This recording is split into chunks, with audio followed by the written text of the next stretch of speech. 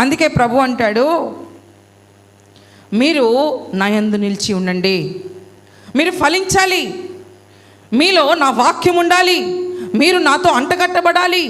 అప్పుడే మీరు ఫలిస్తారు, అప్పుడే మీరు దీవించబడతారు, అప్పుడే మీరు ఆశీర్వదించబడతారు, అప్పుడే మీ ఆత్మీయ జీవితంలో మీరు ఔన్నత్యమైన స్థానానికి వెళ్తూ ఉంటారు. దేవునికి మహిమ కలుగును గాక. హల్లెలూయా, హల్లెలూయా.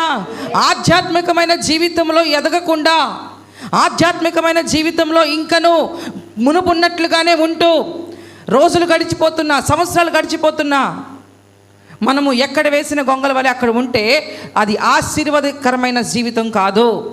ఆధ్యాత్మికమైన జీవితంలో మార్పు మనలో కనబడాలి. దేవునికి మరింత సమీపంగా వెళ్ళడానికి మనం ఎప్పుడు కూడా ప్రయత్నం చేస్తూ ఉండాలి. అలా చేయకపోతే మనం ఫలించిన వారంగా దేవునికి ఇష్టంగా మనము ఉండలేము. మన వల్ల దేవునికి